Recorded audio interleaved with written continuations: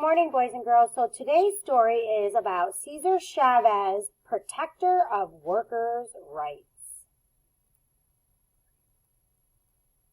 Cesar Estrada Chavez was born in 1927 in the Gila River Valley near Yuma, Arizona. As the second of 6 children, Cesar and his siblings loved to explore the golden desert landscape and to gaze up at the sparkling desert sky that seemed to stretch on forever. Cesar was named after his grandfather, who had come to the United States from Mexico in the 1880s. Cesar's grandfather had settled on a small ranch in the Gila River Valley. This was the very same ranch on which Cesar and his family now lived and worked. The Chavez family worked hard, and their farm was prosperous, which means it was very wealthy.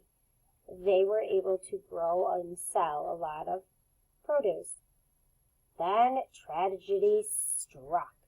Rain stopped falling in the Gila River Valley, first one year and then the next. Without rain, the crops could not grow, and the cattle died. This was also the time of the Great Depression, and Cesar's family, like so many others, lost their home. There was nothing else to do but to sell the ranch. So during the Great Depression, a lot of people lost their jobs, and then they couldn't pay for their houses or clothes or food, so it was a very, very sad time. And so, when he was 10 years old, Cesar and his family moved to California to become migrant workers. And migrant workers are people who traveled from farm to farm, picking fruits and vegetables during harvest time. Like most migrant workers, Cesar and his family were poor and were often treated unfairly by the people who hired them.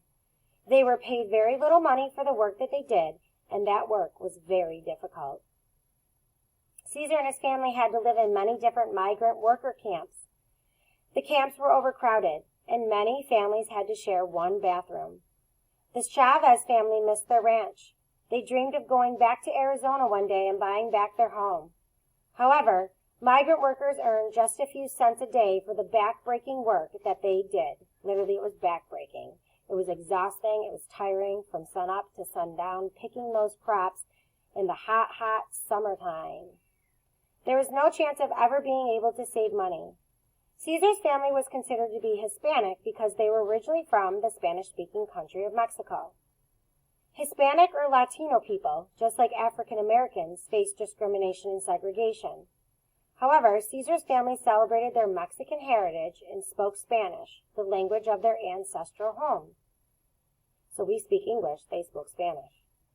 Although it wasn't always easy, Cesar did go to school in various places in California. In fact, he went to more than 30 different schools. He later said that he was lucky to have graduated from middle school because his family moved around so much. Later in his life, Cesar told a story about an incident that happened to him at school. One day, Cesar accidentally spoke Spanish instead of English in his classroom. His teacher was not happy with him, and Cesar thought that he had done something wrong. Cesar felt he had been treated unfairly, and it made him sad. It was not possible for Cesar to go on to high school. He was needed to work in the fields. However, during World War II, Cesar wanted to serve his country. He joined the Navy, and his family was very proud of him. After 2 years in the U.S. Navy, Cesar returned to life as a migrant farm worker. Soon after his return, Cesar met and fell in love with Helen Fabela. The couple married and moved to San Jose, California. Cesar was one of the many Latino people who worked as migrant workers, moving from farm to farm harvesting fruits and vegetables. The work was so hard and the hours were so long that many workers found that their health suffered. They worked 7 days a week, often 14 hours a day, for very little pay, which means they didn't get paid very much to do this very exhausting, tiring, hard work. These migrant workers were only employed during harvest time, and of course, migrant workers did not earn money when bad weather prevented them from working, while waiting for crops to ripen or when they traveled from job to job. Cesar believed that something had to change. He believed that these migrant workers deserved to be treated more fairly. He set out to change the treatment of farm workers, and especially migrant workers in California. One day, Cesar met an organizer for a social service group known as the Community Service Organization, also known as the CSO. This organization also wanted to improve the lives of Latino people. Caesar volunteered to be a CSO community organizer. He went from farm to farm, helping some farm workers with their day-to-day problems, and instructing others on how to become U.S. citizens. He encouraged all farm workers to register to vote, and he helped to register thousands of new voters. Immediately, some of the farm owners thought that Caesar was a troublemaker. Remember, they thought Susan B. Anthony was a troublemaker too? Caesar was shy. He did not like speaking in front of large groups of people, but he knew that his work was important. He became the leader of a new CSO group in California. In addition to speaking Spanish, Caesar spoke very good English. As a result, he was able to communicate with both the farm owners, most whom spoke English, and the farm workers, most of whom spoke Spanish. Slowly, many farm workers became brave enough to attend meetings and rallies organized by Caesar. Without intending to, Caesar had become a labor leader and civil rights activist. Caesar believed that all farm workers needed a union to represent their best interest. A union is a large, organized group of workers who join together and elect leaders to speak for them. The union leaders try to make sure the members' needs are being met. Caesar knew that a union would have the power to increase wages, so to pay more money, and provide health care for farm workers. So if they were sick, they would be able to go to doctors. And so he and his friend Dolores Huerta decided to set up a union called the National Farm Workers Association. Caesar said, "You are never strong enough that you don't need help." And the union was intended to provide that help. Within 2 years, they had 1,000 members. Caesar thought Dr. Martin Luther King Jr. had the right idea about protesting in a nonviolent way. He decided to do the same thing. Caesar led marches, fasts, and boycotts, but never violent protests. One of the most important farm workers' strikes Caesar led was against grape growers in California. At the time, Caesar said, "The fight is never about grapes or lettuce, it is always about people."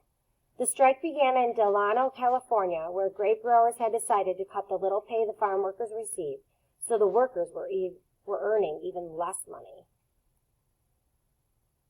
So here's Delano, California. Here is Sacramento, Modesto, and Fresno are in between. Caesar responded by organizing not only a strike, but a protest march, too. Thousands of farm workers set off for the state capital of Sacramento. They walked for hours each day in the hot sunshine. More and more workers left the vineyards and joined the march. People across the nation noticed what was happening. Many people refused to buy California grapes in sympathy for the plight of the workers. While farm workers were marching, they weren't harvesting the valuable grapes. The farm owners watched in horror as their precious crops withered and died on the vine. They discovered that without their workers, they would lose money. The farm owners recognized Caesar's union and agreed to discuss higher wages and health care for the farm workers. The farm workers' march to Sacramento became the longest protest march in American history. This was indeed a victory, but there was more work to be done. Caesar defended farm workers and migrant workers in many other cases of unfair treatment. Thousands of people joined his union. His union opened offices all over the country. Eventually, Caesar's union became known as the United Farm Workers. Later, the United Farm Workers protested against grape growers who used pesticides or poisons intended to kill insects, mice, and rats on their crops. These pesticides harmed workers who harvested the grapes. Caesar called for another boycott of California grapes. Throughout his lifetime, Caesar dedicated himself to working for the rights of migrant farm workers who seemed to have no voice in society. Cesar Chavez died in 1993. Thousands of people attended his funeral. 1 year after his death, Caesar was awarded the Presidential Medal of Freedom, the highest civilian honor in the United States. His wife, Helen, accepted the award.